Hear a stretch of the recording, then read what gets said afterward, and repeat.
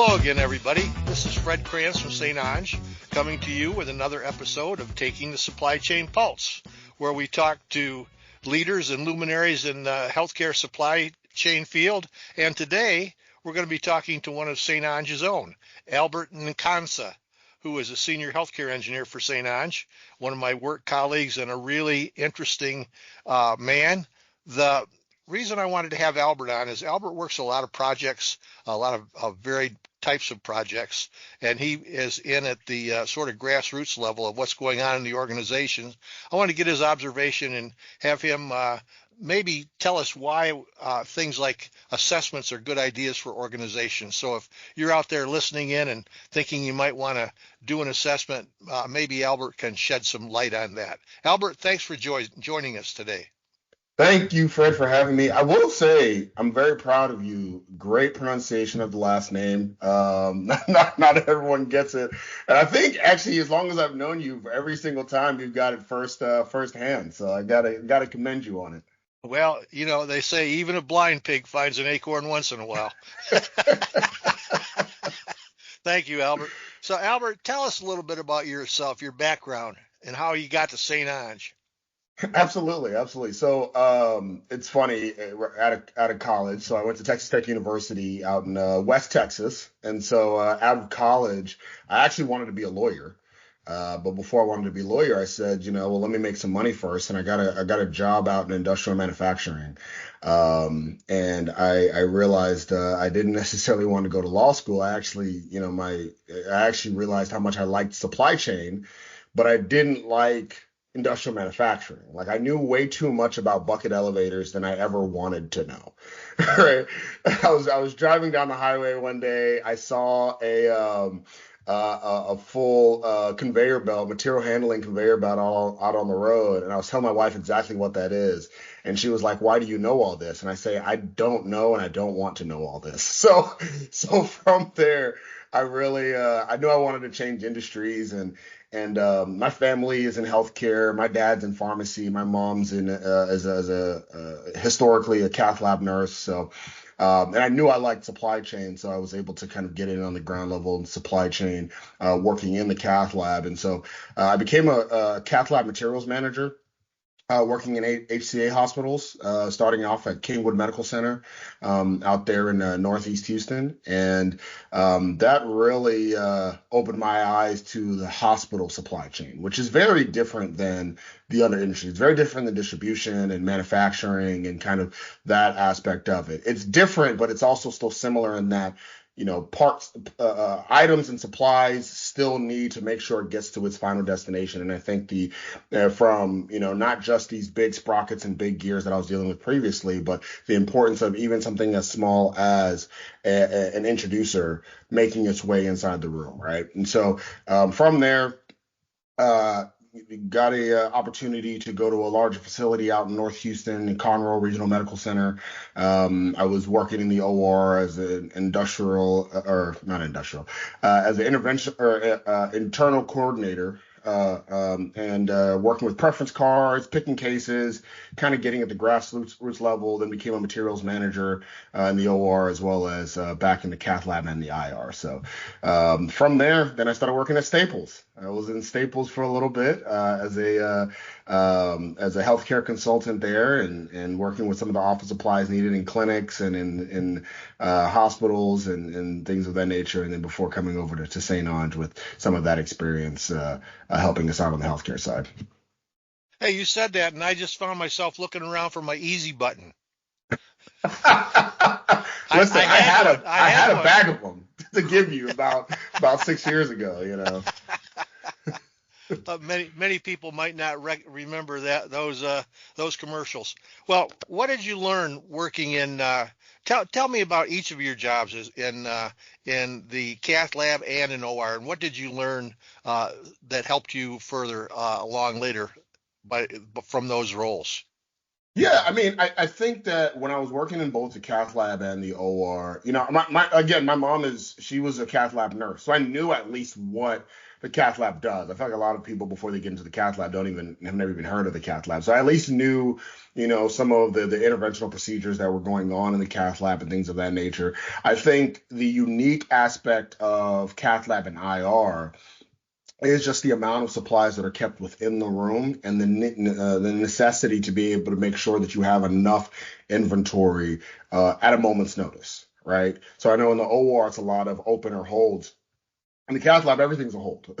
So everything's a hold. Everything is I could use it. I could use that catheter. I could need that stent.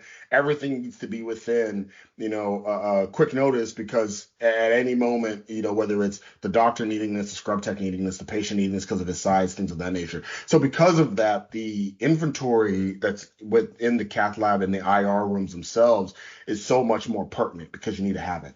And OR, which is it's a different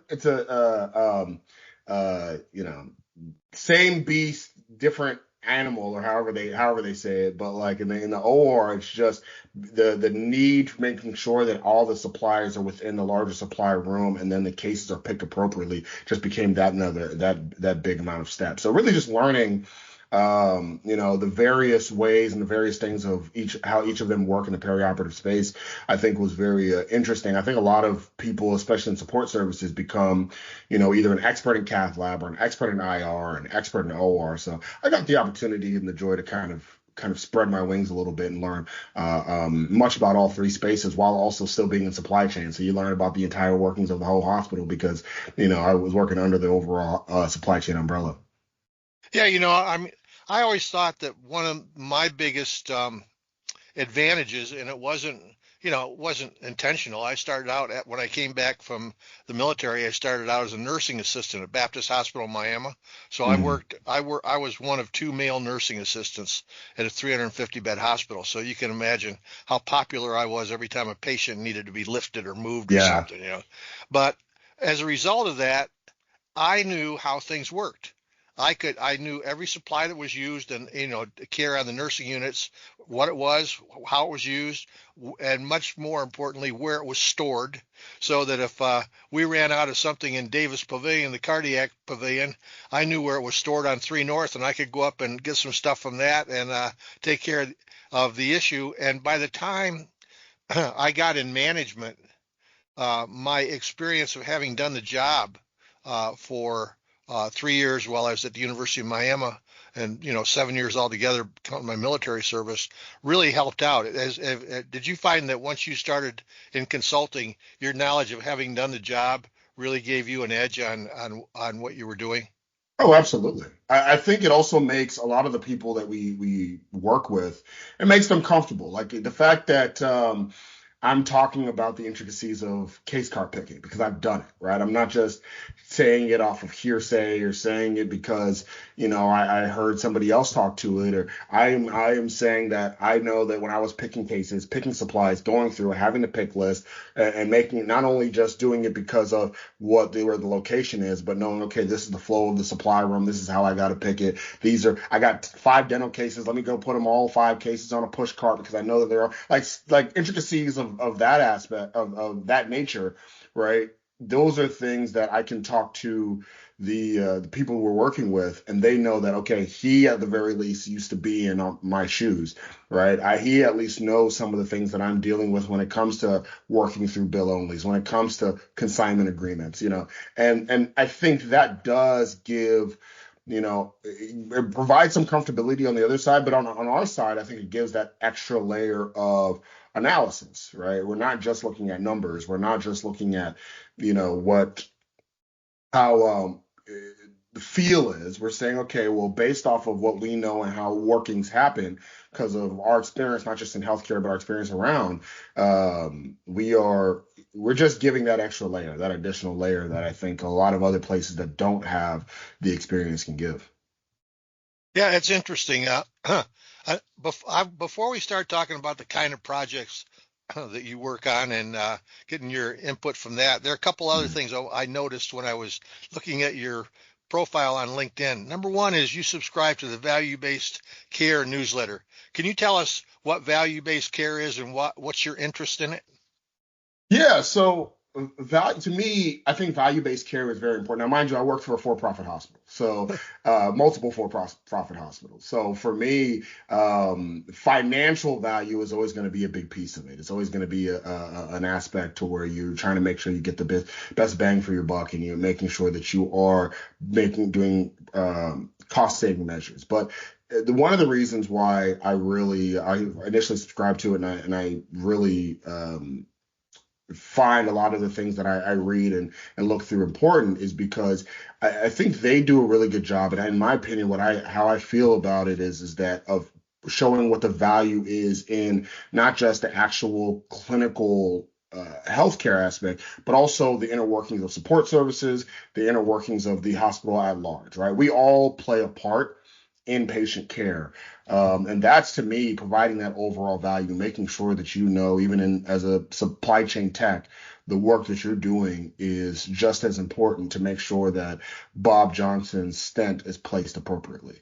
And so that to me is the biggest piece of that value there. Interesting.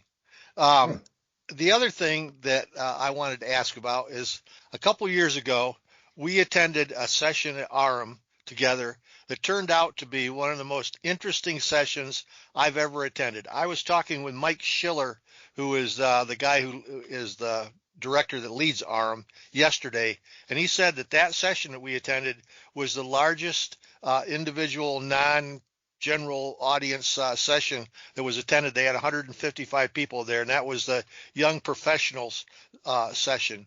And Mhm. in that group, we learned, among other things, that there are like 5 generations in any workplace at any time. Starting from I qualify, believe it or not, as a pre-boomer because I was supposed to have been born in or in January of 1946, but I was born in November of 1945. So boomers are 46 and after. But there's Mhm. there's the boomers, there's the Gen X. There's 5 generations, all of whom have different outlooks on life, different viewpoints, different needs and concerns. My question is about that is what do you see as the similarities and differences of those generations in the workplace? And when you're in a project, for example, how do you identify, you know, who you're dealing with and adapt your presentation style to them? So good question. First of all, Fred, I don't know what you're talking about. You're a millennial. Second of all, I do think, like you mentioned, all generations attack things differently. We've all had different experiences as different generations. I think millennials are considered like the 9/11 generation because that's the first huge world event that impacted our lives. And so because of this, we all kind of go through things differently. We have different mindsets as we go through. I think one of the important things to do, and I think one of the things that I did, before my role here, and while I was working in healthcare, was understand and talk to people from different generations. I'm a big fan of. I'm really big into diversity, right? And not just diversity in, I think a lot of times we think of diversity, we think of race, but also race, gender, age. Like you need to have a really good understanding of, and be able to talk to and work with people that are a lot older than you, and as I am getting older, people that are a lot younger than you as well. So it's so with that, I think because that I have that experience as far as working with people of all ages, I use it to my advantage. I mean, I think one of the things that older generations like Gen X and Boomers, the ability to, I think it's their whole thing is they're very big on working harder. Right. We are going to do whatever it takes to make sure that this job is done. And whether it takes 2 hours to get it done, 5 hours to get it done, 8 hours to get it done, it will get done and we'll make sure of it. To where the younger generation, what I've learned is that it's all about what's the best way to get it done, swiftly and smartly and done and efficiently. Right. It's a lot, Fred, you and I are both into sports, right? And so basketball, for example, now it's all about efficiency, right? Let's take the 3-point shot because 3 is greater than 2. And if I take 3 2-point shots and make 2 of them, that's more points than taking, or that's the same amount of points than taking 3 2-point shots and making all of them. So, and I think that same trend in sports is also the same trend generation. Like all the analysts and engineers that I work with now is really into what is the, best way we can do this? What is the swiftest way we can do this? What's the most efficient way we can do this? To whereas I work with some of some of our end users and clients, it's, what can we do to make sure that this is done? And I'm talking to a guy that's been in the industry for 30 years. I'm not going to come in there and talk to him about, well, this is the number say. I'm going to come in here and talk about, all right, because of A, we're going to make sure that B is done so C can happen. Right. And that's just how you adapt. And you get to know people. You really get to learn what the true needs are, what they, how they're shooting it. And once you get to really know them at a human level, I think it's actually quite easy to adapt presentations, adapt talking points, because you get to know them as people. Yeah, that's great. I still I'm tempted to go into the story though about what generation was the young woman that didn't want the boss to find out where she was because she wanted to go to the doctor's office without having anyone bother her. Which generation was that? I'm pretty sure she was Gen Z. That was yeah, that was during that presentation. Yeah, I was trying a little bit to help her out of like, work-life balance. And she said, no, I just want to be able to do whatever I want, not tell anybody. And I was like, well, I can't, And if you looked at that room, everybody that was in my generation and maybe a couple younger were shaking their heads all the time that woman was talking. Anyway, so Albert, what kind of projects do you find yourself typically working on?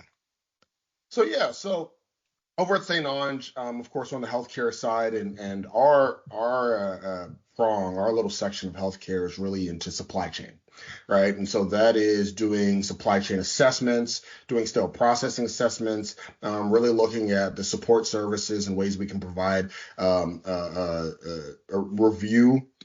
Ways that we can assess the departments at each facility. We've done full system assessments when it comes to standardizing processes and work patterns across the system. And also, we really work a lot in new building design. So new construction. And so with that, some of the projects, especially in the last few years that we've really undertaken, is a lot of the sterile processing, new construction design. So we are going in, looking at new builds, whether that's consolidated services centers, whether that's straight up supply chain offsites or sterile processing offsites. We've recently got a little bit into pharmacy, but those are a lot of the projects that I'm working on, is really just assisting support services, and whether it's assessments, new construction, and assisting with those designs, but really kind of coming in as that quote unquote subject matter expert to be able to improve some of the processes over at different hospital systems and hospital facilities. Well, I was going to ask you, I'm going to ask a question I already had here, but you brought something up when you talked about new construction. So you're talking about new construction, and say we have a central sterile processing area, right? Do the architects just say, well, the hospital has 500 patients, they do 16,000 procedures. That means they need 17,820 square feet of space for central processing, and then leave you to figure out what's going to go where? Or is there more detail before you get there? How honest can we be on this podcast? No, I think it's important, because I'll tell you why. Because as a person that's gone through a couple of these at Baptist, I was a department director. I didn't know anything. I thought that, these guys knew what they were doing, and I wasn't involved. So I'm just wondering, and I would like to have known something. So pretend you're talking to me as a young director that didn't know anything. What do you find out? Do you have to solve the problem for them, or do they give you some guidance? So I personally hope that when it comes to a new hospital or a sterile processing center, especially sterile processing, that these architects, when they're coming in, they are including engineering groups like St. Ange, or just engineering groups in general that are able to help them in certain support services they may not have the knowledge to. Because one of my and I joke about it at work all the time, but one of the things that really frustrates me in some of these architecture meetings is when I hear the words, well, that's industry standard. I cannot stand it. I can't stand that. And because most of the time, how I've come to know industry standard is that it's we kind of just, I don't know, we saw it somewhere else and we kind of just made it up. That's how I hear it. When I hear industry standard, I hear, okay, well, you just kind of put a number around that you think is somewhat accurate. And we just don't do that, right? All of our, when we're designing a sterile processing center, and I'm focusing on sterile processing just because I think that's probably the biggest gap in architects developing a new space and what they actually know. And when we're doing sterile processing department, we are using data. We're using, actual data from the work that's already been done. We're using growth measures to see what the work is projected to be done, and we're placing it in. We're projecting how much backlog is going to be in the sterile processing. We're projecting all this, and then we're using our inherent knowledge of, all right, well, this aspect are going to have to staff, or is staffing going to be what's staffing going to look like? What are the process flows going to look like through here? Really going through each of those steps instead of just saying, well, industry standard says you have this many beds and this many ORs, so therefore you need this much space in sterile processing, because it simply doesn't work that way. And I mean, even as we look into the supply chain warehouse or new hospital builds, when we're looking at on-unit supply rooms and things of that nature, it's so common for on-unit supply rooms to say, oh, well, we're just doing 100 square foot of supply rooms throughout the hospital with no rhyme or reason. Just, I don't know, you have it's a hospital with 500 beds, so you need X amount of square footage. That's just not how it works. How many SKUs are going to be on this unit? What type of unit is it? Is it an ICU? Is it what type of patients are going to be in this place, right? What can we expect in these rooms? And if we are going to standardize the rooms, all right, that's fine, but let's put some data behind it. Let's actually say what each of these rooms should look like. And so, yeah, I mean, long story short, to answer your question, I do think that a lot of the times architects kind of come in with this thought of, okay, we have an industry standard, we have our best guess of what the room should be, but I do think that's where we provide value of, all right, well, let's actually think about this at an engineering and an experience level. Yeah, have you ever had situations where you go in? I'm thinking in places like clean utility rooms and care unit storage sites where it's already done and there's the empty spot, and now you got to figure out, because I know we have for those of you out there, uh, information. We have weekly staff meetings where we discuss projects and stuff, and I'm always interested in how detailed our young folks can get about types of containers, types of storage, what's going to go in them. I mean, you have to go in and make magic happen in a space that you have no control over sometimes. Is that Mhm. true? So a lot of the times it is. A lot of the times we are kind of told this is the space. So this is the space, and figure it out, right? We do occasionally have what's called our peer reviews, where a whether it's a warehouse or a supply room or an SPD, where they say, we've already done this, but please give us your expertise on if anything should change, if equipment should be included, if equipment should be increased, decreased, etc. Right? And so if we're able to do a peer review at an appropriate time in schematic design or even in detailed design, we get an opportunity to at the very least give our concerns about the a layout that's already been there. But to your point, there are other times where it's, well, we've already designed this, so can you make this work? And those those are the most difficult. Unfortunately, I wasn't on this project. And I want to say what it was, but we did have a recent project where that exactly happened. We've already designed this. This is already the building. This is already the ERP we're going to use. And these are the things that these are the storage units we've already purchased. So say, now, can you make it work? And it was extremely difficult, and I think we did provide good service, and it does. I mean, they were able to implement it, and it works it does work fairly well. But it could have just been done a lot better if I think we were at the beginning of it. But we'll try to make magic happen as best as we can. I've been there, but without, where there's the room, figure it out. And this, the neat thing is that we always figure it out. You know what I Yeah, mean? absolutely. It may not be optimal, but we always get it done. So you do a lot of assessment projects, and you do a lot of all types of operations. Um, I would ask you, how many of these assessments are proactive? I want to make things better in the long run and plan my future assessments, and how many are, uh-oh, things aren't going well. I got a crisis. I need to do an assessment to see what I need to fix.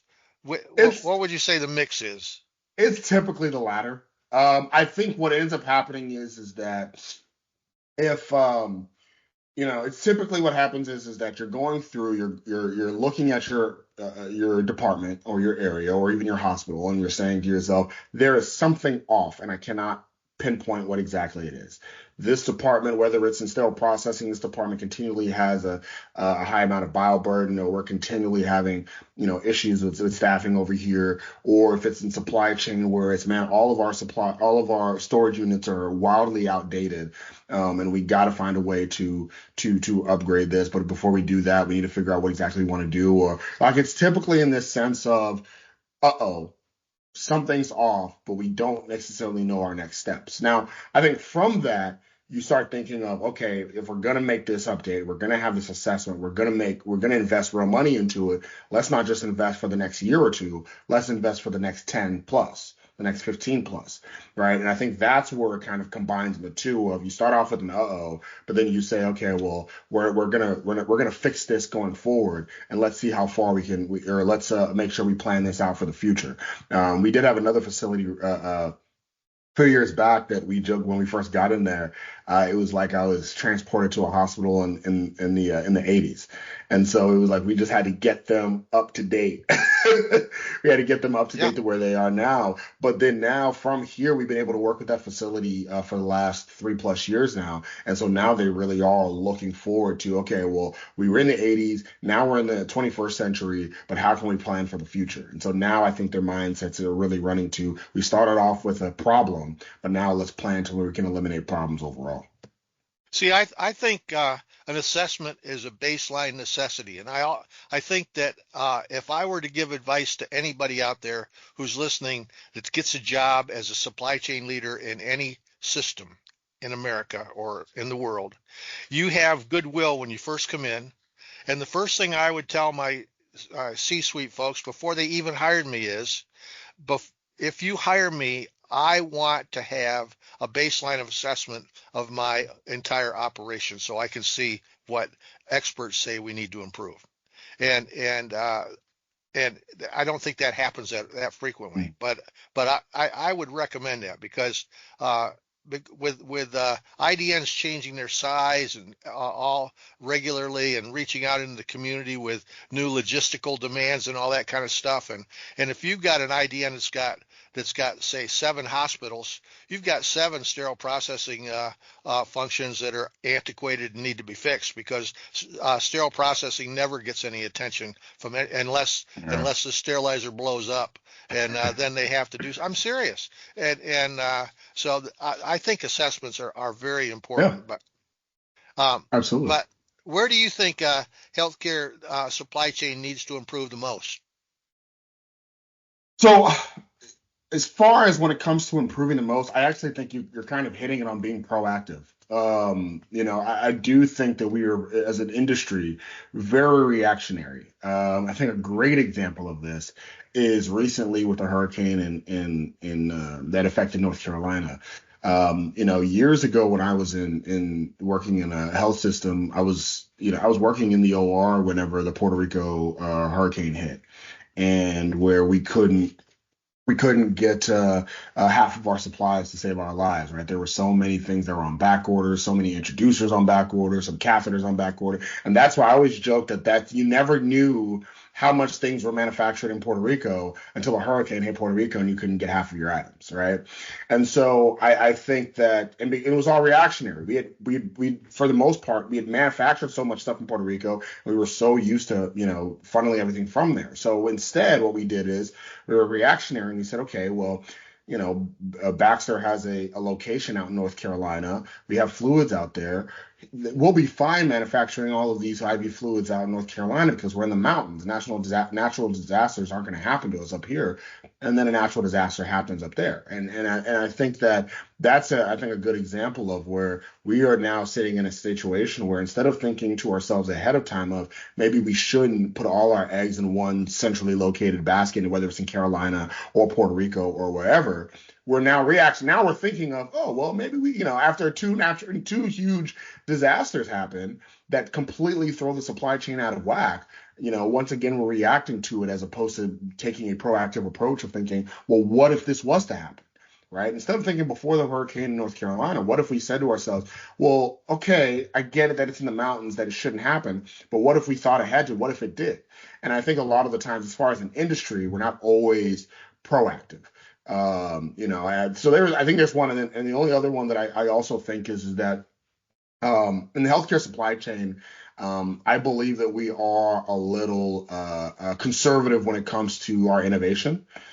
At St. Ange, of course, healthcare is only one of our departments. We have distribution, we have manufacturing, we have logistics also in our engineering firm. And so because of this, I think we're exposed to just all that is out there, right? And so it is interesting sometimes to hear on the other side of the aisle just the type of technology and things that are being used, excuse me, in distribution and in some of these other areas.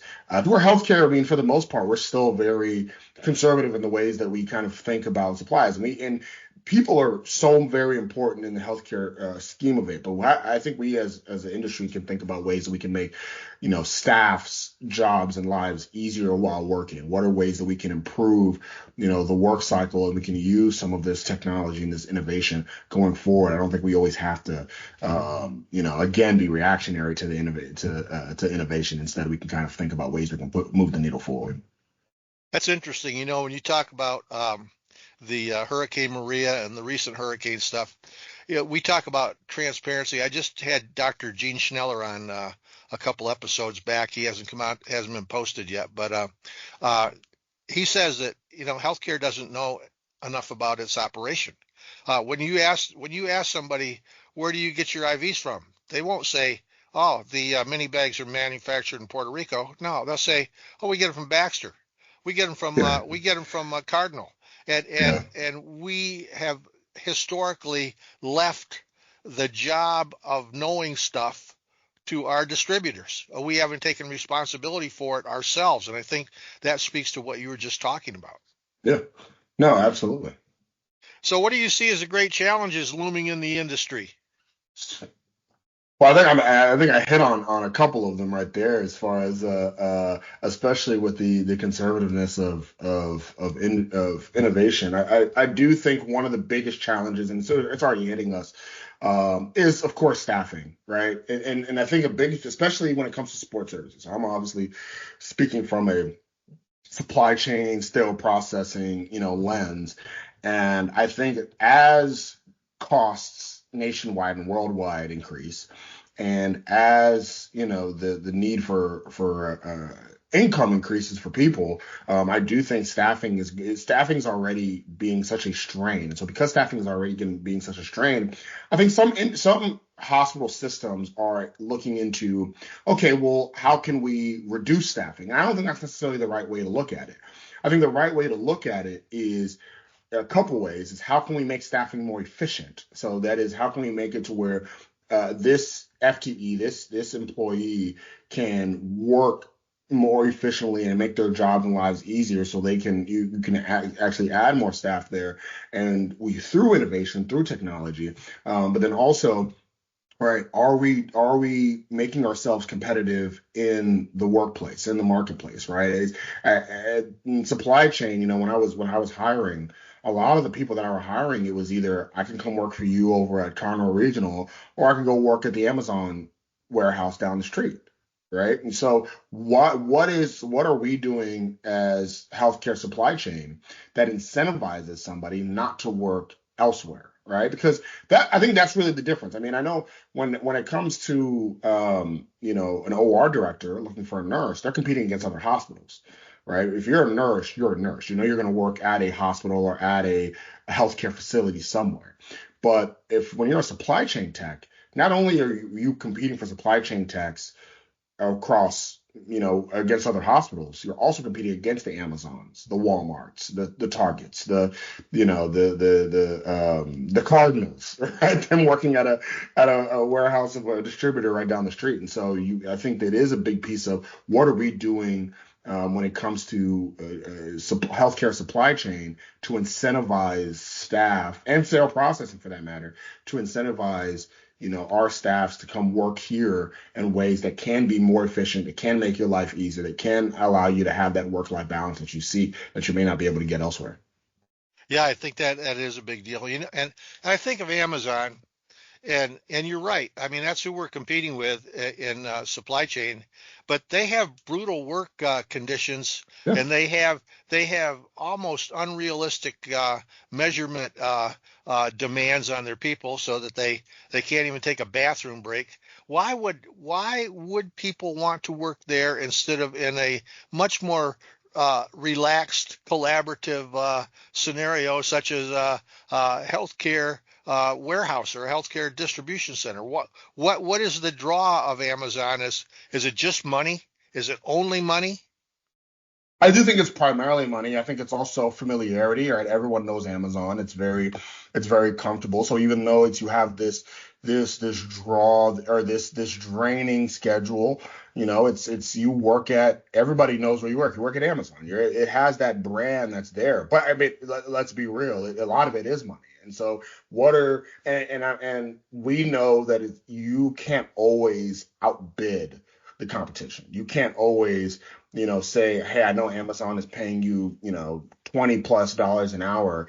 Depending on your hospital system, you can't always outbid that. And so there's always some soft ways so you can still put your name, I think, out there. And so if you're not going to always be able to get the techs that are kind of always going to the highest bidder, but I do think you can get the techs that see the value in, not just chasing the highest dollar amount. That being said, if I'm choosing between a job that's going to pay me $25 an hour versus a job that's going to pay me 15, that's a big gap. Yeah, you well, know, the outbidding strategy doesn't always work. In yeah. Cleveland, we outbid everybody and got a $230 million quarterback that can't play, and we've turned the Texans into a playoff team. So, I mean, there's got to be some qualitative stuff as well as quantitative. As a Texans fan, I love it. I can't thank the Browns enough. Albert, it has been so great having you on here. One final thing, I had to decide which of these two questions I'm going to ask, and since you and I both know almost as much about basketball as each other, I'm not going to ask that question. The surprise team in college football, in my opinion, this year has been SMU. Now that payments are legal, everything they did in the '80s would have been okay, but but That's true. SMU is rolling along with one loss and no losses in the ACC. And my alma mater, the U, is got to beat Syracuse this week to play in the ACC championship game. A, do you think the U will do it? And B, who do you think will win? I still, I'm a big fan of Cam Ward. I think Cam Ward is the best quarterback in football. I think he'll be the first quarterback chosen in the draft in the NFL. I think he's an incredible talent, and when you have a quarterback like that, you can beat anybody. They could play Oregon, I think, and win. The problem that you have with Miami is your defense is a bit atrocious, and I went to Texas Tech, so I know bad defense when I see it. Um, so so that's your biggest problem. But as long as you have Cam Ward, you have the ability to beat anyone. I think with SMU, it's funny you said that you think SMU is the best story in football this year. I think Indiana is. I like what Indiana's Yep. done over there, first year head coach. I think that with SMU, my question still comes into, are they good or is the ACC questionable, right? Like this is an SMU team that I think they beat Duke in overtime. They lost to BYU, right? Shout out to the Big 12. They barely beat Nevada. So I look at SMU and I'm like, oh, are they just how good are they, right? It's a little easier when you're beating for the Virginias and the Stanfords and the Florida States of the world. Shot at Florida, a little bit of a shot to Florida State. But it's I'm curious in a game against Miami. They avoided Miami all year long, right? Miami's going to be the best team they've played all year.